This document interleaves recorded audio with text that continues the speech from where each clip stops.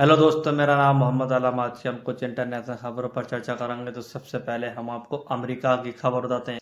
America में mayor का चुनाव हुआ था, जिसमें से जौहर ममदानी न्यूयॉर्क सिटी के मेयर बन चुके हैं और वो कम से कम 50% वोट पाकर मेयर का चुनाव जीत चुके हैं। जौहर ममदानी न्यूयॉर्क सिटी के इलेक्शन भारी वोटों से जीतकर मेयर बन चुके हैं। पूरे चुनाव में विरोधियों ने ममदानी को मुसलमान कहकर अपमानित किया था।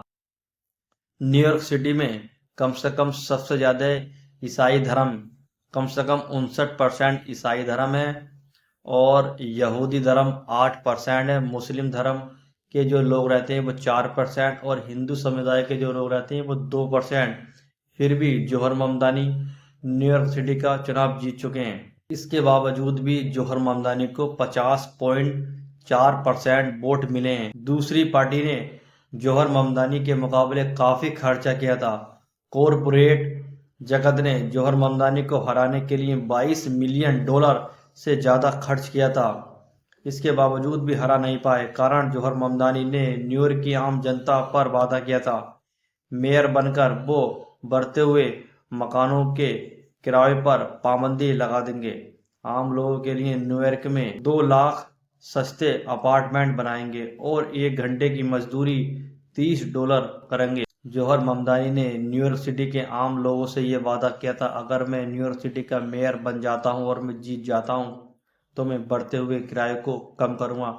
जो न्यूयॉर्क सिटी में जो किराए पर लोग रहते हैं उनका किराया मैं कम करूँगा और कम से कम 1 घंटे की मजदूरी जो $30 करूँगा और जो 2 लाख से अधिक में घर नए अपार्टमेंट भी बनाऊंगा। ये जौहर ममदानी की तरफ से इस चुनाव में वादा किया गया था आम जनता को लेकर। जैसे ही जौहर ममदानी न्यूयॉर्क सिटी के मेयर बन चुके हैं, उसके बाद डोनाल्ड ट्रंप की तरफ से एक बयान आया। अमेरिका के राष्ट्रपति डोनाल्ड ट्रंप ने न्यूयॉर्क के मेयर जौहर ममदानी को कम्युनिस्ट करार दिया और दावा किया कि उनके मेयर बनने पर न्यूयॉर्क वासी शहर छोड़कर भाग जाएंगे। ये अमेरिका के राष्ट्रपति डोनाल्ड ट्रंप की तरफ से कहा गया। जौहर ममदानी को न्यूयॉर्क सिटी का मेयर बनने के बाद इसराइल की तरफ से एक बयान आया।